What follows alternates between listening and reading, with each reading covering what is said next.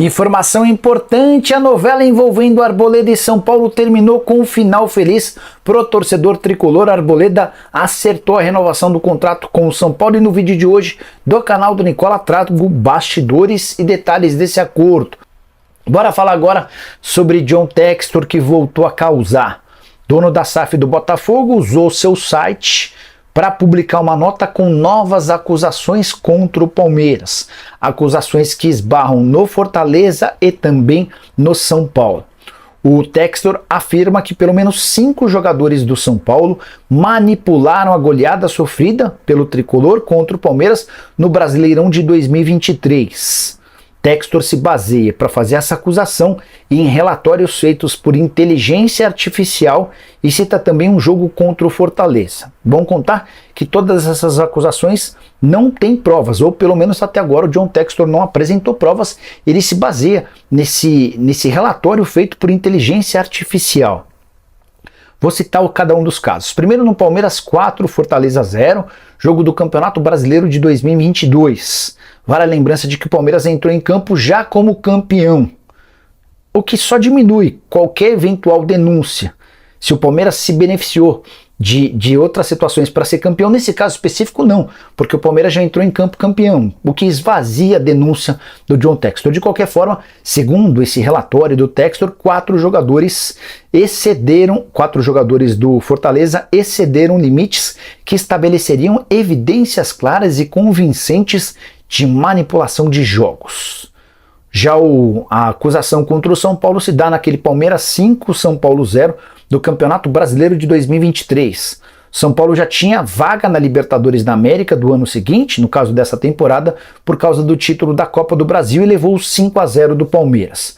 O Textor afirma que 5 jogadores do São Paulo excederam os limites estipulados pela inteligência artificial.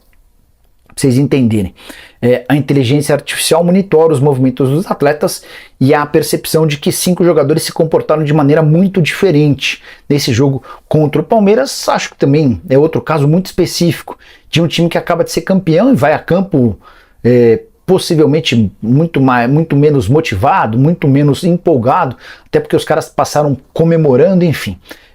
Acho super importante que, já que o Textor tem provas, apresente-as, porque ele faz um mal danado à credibilidade do futebol quando faz acusações e não prova nada. Grande notícia do final da noite de segunda-feira: o São Paulo divulgou por meio das suas redes sociais a renovação do contrato com o Arboleda. Foram meses de novela e tentativas. No dia 4 de fevereiro, o presidente Júlio Casares demonstrava enorme otimismo na prorrogação do contrato. Quase 2 meses depois, enfim, esse acordo aconteceu.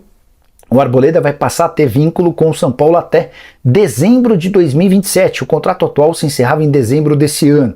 Ou seja, se cumprir todo esse período de contrato, o Arboleda ficará 10 anos no São Paulo. Ele chegou em 2017. Até aqui 264 partidas, 18 gols e 3 títulos conquistados: Campeonato Paulista de 21, Copa do Brasil de 23 e a Supercopa de 2024. Bora aos números. Hoje o Arboleda ganha R$500 mil por mês e ele cobrava do São Paulo um aumento para algo na casa dos 800 mil mensais. A informação que eu tive é de que o São Paulo se aproximou dessas cifras. As luvas de $1,5 milhão, que equivalem a mais ou menos R$7,5 milhões, elas serão distribuídas ao longo do tempo de contrato. Para completar, o assunto que tornava essa renovação pendente dizia respeito às dívidas que o Arboleda tem no mercado. Eu já contei sobre elas para vocês, mais de R$5 milhões para uma série de empresários. Enfim, a vida do Arboleda fora dos campos é caótica. Num primeiro momento, o São Paulo se comprometeu a assumir 100% das dívidas. Depois o São Paulo recuou, até orientado pelo departamento jurídico. No final das contas, as partes se entenderam, cada um cedeu um pouco e o Arboleda continuará no São Paulo. O tricolor se livra de qualquer risco de perder o atleta, que a partir de julho já poderia assinar um pré-contrato. Excelente notícia para o torcedor do São Paulo. Se o Arboleda fora de campo é um problema, dentro de campo ele tem sido uma solução. Jogador que empresta muita segurança ao sistema defensivo. John Textor, senhoras e senhores, o dono da SAF do Botafogo, se manifestou novamente. Depois de ter dito publicamente que haveria um complô, uma manipulação decretada para que o Palmeiras fosse campeão nos últimos 2 campeonatos brasileiros, sem até então apresentar nenhuma prova, porque ele diz que não trata-se do Superior Tribunal de Justiça Desportiva, ele vai levar isso até a Justiça Comum, o que ainda não o fez. Só que, ao invés de tocar o processo, já que ele tem tanta certeza assim de que o futebol brasileiro está manipulado, ele começa a jogar aos 4 cantos informações levianas, graves acusações, sem ainda apresentar essas provas. E é claro que essas provas elas têm que chegar na justiça, não para o Chico Garcia aqui, mas quando você faz uma acusação, você precisa exibir essas provas, porque senão... Gente, é muito fácil, ele está brincando de batalha naval, atirando para tudo que é lado e colocando em xeque todos os profissionais envolvidos no futebol. Ele já havia decretado, ou pelo menos sugerido, que havia uma manipulação envolvendo árbitros e árbitros de vídeo, que teria áudios de árbitros reclamando que não recebiam propina nos últimos 2 campeonatos brasileiros. Onde estão esses áudios? Por que a gente ainda não foi a fundo nisso? Se realmente ele está querendo ser um baluarte da decência e revolucionar o futebol brasileiro, transformar o futebol brasileiro e desvendar, ou talvez, né, com tudo que ele está dizendo, o maior escândalo de corrupção no nosso futebol da história, por que isso ainda não veio à tona? Então, novamente ele veio fazendo acusações e agora publica um texto no seu site, ele é todo blogueirinho, né? Publicou um texto no seu site e vejam só, afirmando categoricamente que em 2 jogos especificamente, um no Brasileiro de 2023 e um no Brasileiro de 2022, o Palmeiras foi beneficiado. E vejam só, por conta de relatórios de inteligência artificial. De acordo com relatórios de inteligência artificial, ele, John Textor, tem certeza, e esses relatórios também, de que alguns jogadores participaram dessa manipulação, árbitros também. E ele cita 2 jogos, vamos lá, Palmeiras 4, Fortaleza 0, isso no Brasileirão de 2022, só que tem um grande detalhe nessa história. O Palmeiras já entra nesse jogo campeão brasileiro, porque o Inter não tinha vencido o seu jogo anteriormente, que disputava naquele momento uma possibilidade de título ainda meio remota, porque ainda faltavam algumas rodadas. O Palmeiras já entrou campeão contra o Fortaleza e aplicou 4-0. Pois bem, segundo o relatório contratado pelo Textor, 4 jogadores da equipe cearense excederam limites que estabeleceriam evidências claras e convincentes de manipulação de jogos. Eu estou apenas relatando aqui para vocês, tá? O que o Textor colocou em texto, em inglês inclusive, lá no seu blog. Depois, o outro jogo é Palmeiras e São Paulo. Ano passado, aquele 5-0 que o Palmeiras aplica no São Paulo dentro do Allianz Parque. O São Paulo acho que até já tinha sido campeão da Copa do Brasil e ali o Palmeiras atropela numa grande rivalidade que os dois vêm travando nos últimos anos, né? Palmeiras e São Paulo. Pois bem,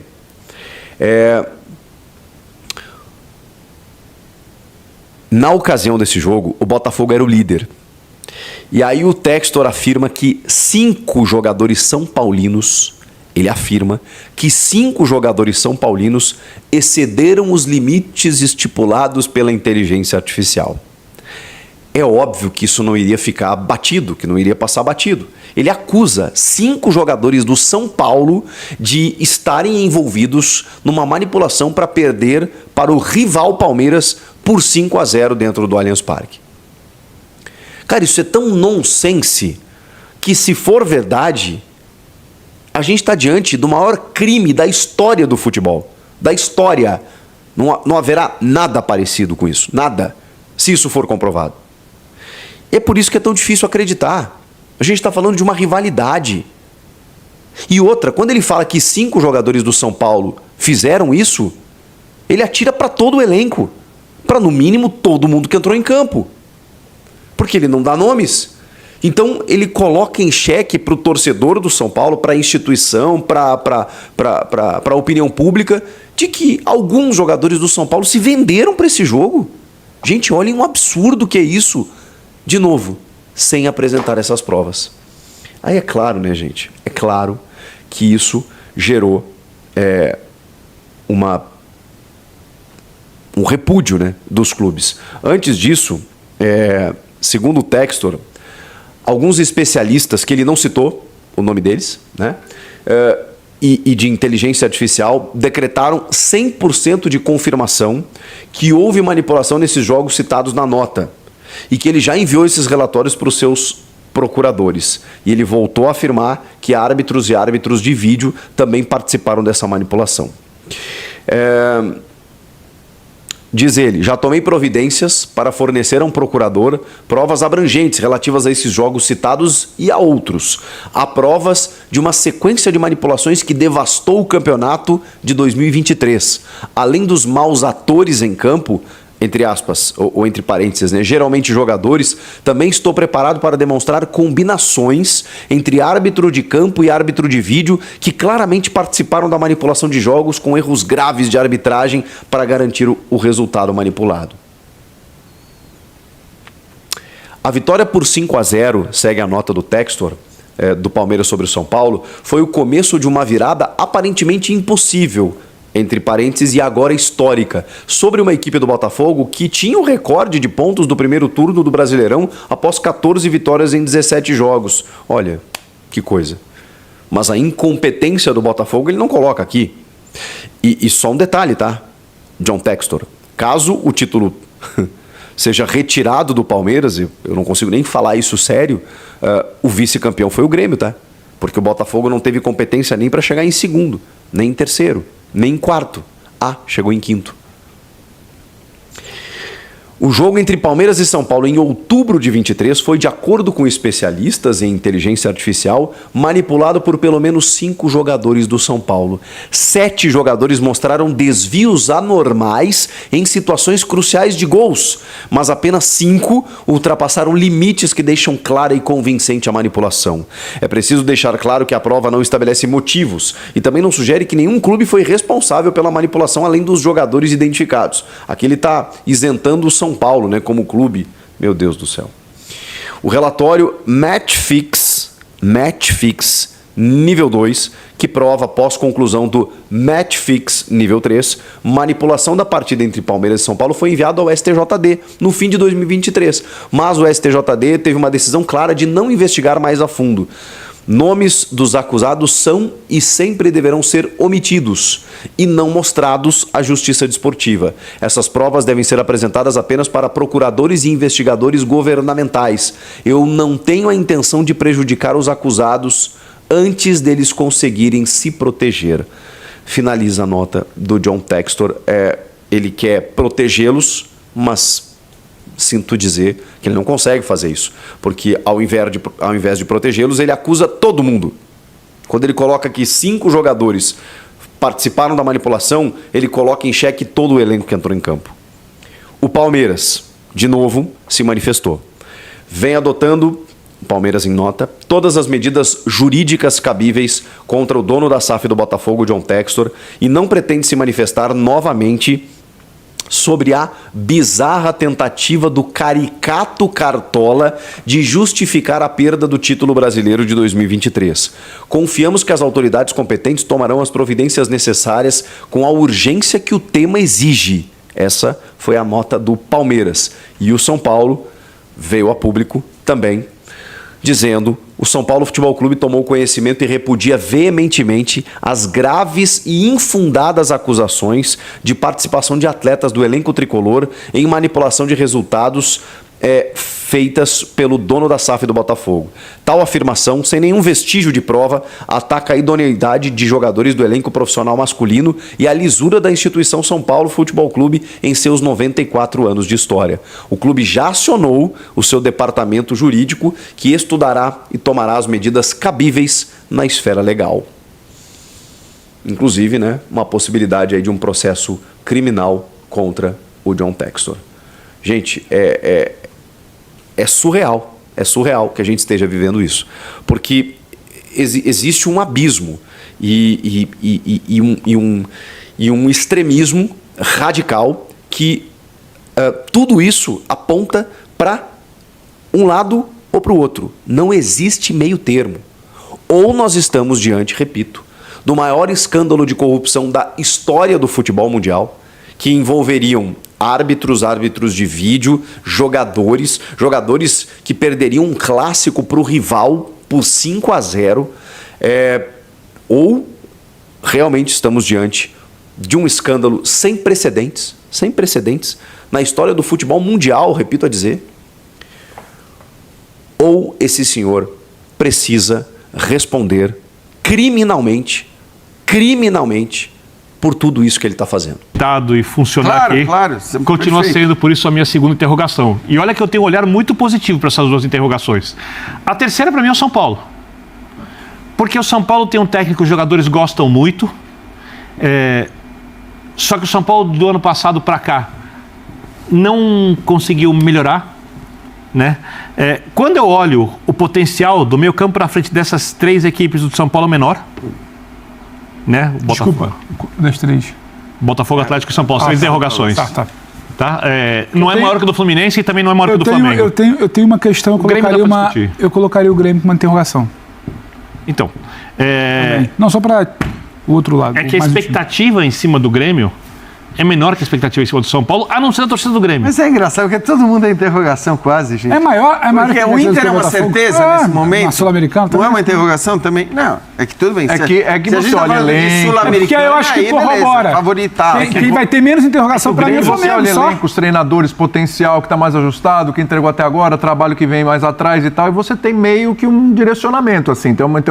Algumas interrogações são menores que outras. Não, mas o Birner acabou de falar do São Paulo. Olha o São Paulo, é um elenco campeão da Copa do Brasil. Okay? Não, perdeu o Beraldo. Então, tudo bem, mas não. Isso é muita diferença. Não. É muita. Peraí. Então, assim, diferença. o elenco campeão da Copa do Brasil. No meio do ano. O São Paulo perdeu o Beraldo, acabou o São Paulo. Não é assim, gente. Assim, aí não. Não, acabar não acabou. Foi um time que conquistou um título importante depois de muito tempo. Acho que mostrou qualidades que vão além do Beraldo. Não é que o Beraldo resolveu todos os jogos, que foi o cara que fez a diferença. O próprio Carpini falou que está fazendo muita falta a saída de bola dele. Tudo bem. Primeiro que o Carpini vai falar, evidentemente, que o Beraldo está fazendo toda a falta do mundo, que era o jogador mais importante do elenco. É normal que ele fale isso. Eu acho que a grande incógnita, a grande dúvida do São Paulo, ou a grande dificuldade, por mais que tenha um elenco com qualidade, porque também são ótimos jogadores, a gente falava dos ataques, das comparações, o São Paulo também tem vários bons jogadores. Bom time. Só que o São Paulo, ao contrário dos que você citou, dos outros dois que você citou, um cujo técnico nem anunciado foi, o outro cujo técnico acabou de chegar. É um jogo só. O São Paulo, ele não tem margem, o seu treinador, ele não tem margem para 3 tropeços. Para mim tem uma outra coisa. Exatamente. Ele não tem margem para 2. Por isso é a maior encaixe. Você colocou no papo Botafogo e Atlético Mineiro e agora São Paulo. Eu não vejo o Botafogo perdendo gente importante no meio do ano. Não vejo o Atlético Mineiro perdendo gente importante no meio do ano. E eu vejo o São Paulo muito provavelmente perdendo um Pablo Maia. Esse faz falta. E aí eu acho que eu já vou colocar no pacote do Beraldo, uma questão de estrutura. Onde você foi sólido. Aí sim. E aí eu acho que é mais uma interrogação. O trabalho do Carpini, para mim, eu tô com o Jean. Eu não sei se o Carpini chega no último jogo da fase de grupos. E não é pelo que a gente acha, é pelo que a gente quer. Ele chega no jogo de volta da fase de grupos. Os dois também. Numa boa. Os dois grupos. Que ele fizer os dois grupos onde você pode falar que tem algum risco de um time brasileiro ser eliminado na primeira fase, por causa da diferença do potencial econômico e tudo mais, são os grupos do Palmeiras e do grupo do São Paulo. São os únicos grupos que tem o brasileiro e duas equipes competitivas que podem tirá-los. O Palmeiras é muito forte, não vai sair. Vai classificar. Provavelmente em primeiro. Você descarta o Grêmio? Eliminado na primeira fase? Difícil. Pode acontecer, mas difícil. Depois do que o Bolívar fez no ano passado, então, o Strong é complicado, tem La Plata, por isso pode acontecer. O São Paulo... Eu só acho que precisa botar no papo. Eu acho, por exemplo, que a chance do São Paulo ser eliminado na primeira fase é maior. Do que o Grêmio? Sim. Você acha, então, que dos brasileiros na Libertadores, o São Paulo é que corre o maior risco? O São Paulo é um favorito do grupo a se classificar, tá? Vamos deixar isso bem claro antes. Só que o São Paulo pega um time argentino que hoje em dia é forte e competitivo, bem. E pega um grande do Equador. Então deixa eu entender, o São Paulo é favorito a classificar, mas ao mesmo tempo corre o risco. O risco do grupo dele é maior, no caso? O Birner está fazendo a comparação com os demais brasileiros. É isso. Acho que é isso. É a comparação o risco com os do grupo dele, né? Mas mesmo essas avaliações que a gente faz... Por causa da pressão que o Carpini vai sofrer, por isso. Por exemplo, o São Paulo perde do Tajeres, em Córdoba. Porque como é que se a gente parar para pensar, é o seguinte, vamos lá. Abel, nada o abala. E vai classificar, ok? Então, trabalho longe. Abel, Tite, Renato. Tite, tranquilo. O novo treinador do Botafogo. O novo tem o Diniz. Botafogo, treinador chegando. O Diniz não vai balançar. Diniz não vai balançar. No Botafogo, chegando treinador. Atlético Mineiro, acabou de chegar o treinador. Quem mais? Estou esquecendo alguém? O Grêmio é o Renato. Fugiu alguém aqui? Não, acho que falamos de todos, né? Fluminense, Diniz e tal. Não fui contando. O Cuca, aí no Atlético Paranaense, pra mim não balança na Sula, 2-3 jogos de Libertadores. Na Sula. O Cudê também no Internacional, Voivoda no Fortaleza. Quem mais? Cuiabá, quem é que tá no Caixinha no Bragantino. Gente, me parece que juntando E vou te falar, é raro. Cruzeiro. É raro você chegar nesse momento da temporada e só ter um técnico entre as competições sul-americanas dos brasileiros, só um com essa pressão, com essa mira apontada para si. E ter a cartada do Rames. Obviamente não ajuda, né? Porque, assim, quem tem a capacidade de observação, e isso não é uma informação, mas é uma observação e me parece tão óbvio, o Carpini não queria escalar o Rames. Porque o São Paulo terminou um ano muito bem. Sem o Rames e tudo aquilo que a gente já falou, o Rames pediu para sair, não apareceu o clube. Mas o Rames é uma contratação de nome da diretoria, né? O estadual tem um valor menor e tenho a impressão que por isso, uma questão que vai além do campo de jogo, o Rames entrou para jogar e não correspondeu. Em um ou outro momentinho ali e tal, mas pro que falam assim, se fosse outro jogador sem nome, ninguém nem ligar. Né? E no final das contas, o que vale pro atleta, qualquer atleta... Onde ele jogou e fez a diferença de fato, isso não ajuda o Carpini... É na Colômbia. Foi na Colômbia, quando ele entra no segundo tempo e muda o jogo. E aí é claro que assim, o Carpini estar nessa situação e o Rames fazer a atuação que ele fez no segundo tempo da seleção colombiana com tudo, né? Com lançamento, com chute, com passo...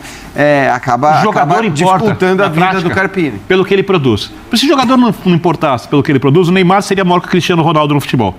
O Neymar tecnicamente é melhor que o Cristiano Ronaldo, mas o que vale é o que o jogador produz. E ainda mais pelo clube, né? E um clube que quer muito a Libertadores. Sim. Quer ganhar muito a Libertadores. Ele me parece, nesse momento, praticamente forçado a escalar o Rames. Porque ou bota para jogar, e bota desde o começo, né? Ou bota um pedaço muito grande do jogo, e o cara joga bem, e o time muda todo o jeito de jogar, ou se adapta ao Rames, serve o Rames, agrada o Rames, e ganha, porque senão não adianta nada. Ou, e o cara joga bem, ou ele bota para jogar para as pessoas verem que não consegue jogar. Né? Então eu acho que lá dentro do São Paulo, Ou não bota para jogar e ganha todos os jogos de goleada. Para não botar para jogar, ele já teria feito isso. Não, mas o que eu quero dizer assim... feito isso. Se ele tivesse se classificado no campeonato estadual, se ele tivesse vencido os jogos, se ele tivesse tido facilidade nos seus confrontos sem escalar o Rames, evidentemente a pressão não existiria. A pressão é uma equação, né, da história, e aí eu estou de acordo com você, a história que o Rames tem, mas o que ele mostra no jogo da Colômbia evidentemente não ajuda, mas é uma equação disso tudo, o pacote Rames, que é a qualidade técnica que ele tem, isso não se discute, a qualidade carbono não discute, versus o que o São Paulo não mostrou. Porque se o São Paulo, meu ponto é esse, se o São Paulo tivesse jogado, se estivesse na final do Campeonato Paulista, tivesse atropelado seus adversários nos mata-matas e chegado... aí estava tranquilo. Não tinha pressão por Rames, né? Então, eu estou dizendo isso. A outra opção é não colocá-lo para jogar e sair ganhando e goleando e ganhando e convencendo. Eu acho que a situação do pênalti é tão delicada porque as coisas vão ficando menores contra o Novo Horizontino. É impossível o Carpini não ter pedido para o Rames bater o pênalti. É impossível. Mas isso o Carpini falou, né, Bita? Então, é que ele falou com uma certa gentileza, né? A Lucas falou, bateu quem quis, não sei o quê. É impossível, numa série alternada, deve ter pedido na primeira série de 5. Sim. Não ter pedido, e o Rames não bateu. Sim.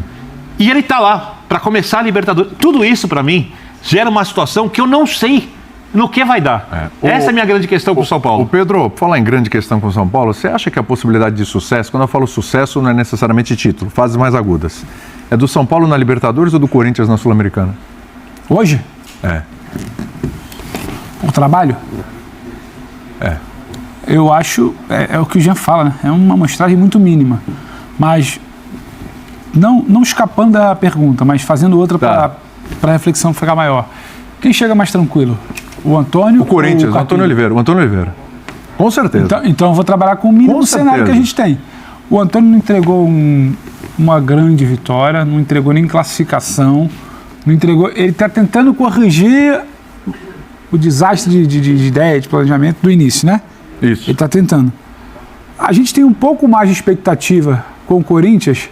Por quê? Por qualidade de elenco, por nível de competição, ou pelo que estão deixando essa história toda que o Vitor traz de Rames, de Carpini, de falta de convicção. Você pode virar esse jogo. Quem o banca. O Carpini pode virar esse jogo. O Carpini pode virar esse jogo, uma vitória sobre o Tajeres. Exatamente, por isso que eu falo que é uma dúvida. Não bota o Ramos, o time vence. E ó, calma, o trabalho é pra isso aqui, não é pra ficar... Mas nesse momento, com a fã da coisa de ter que ter uma resposta, essa pergunta, o Antônio ele chega mais tranquilo. Não sei se o Corinthians vai mais longe, mas o Antônio ele chega minimamente mais tranquilo. O Antônio, não o Corinthians. Acho que, acho que tem uma pressão para que o Corinthians resolva.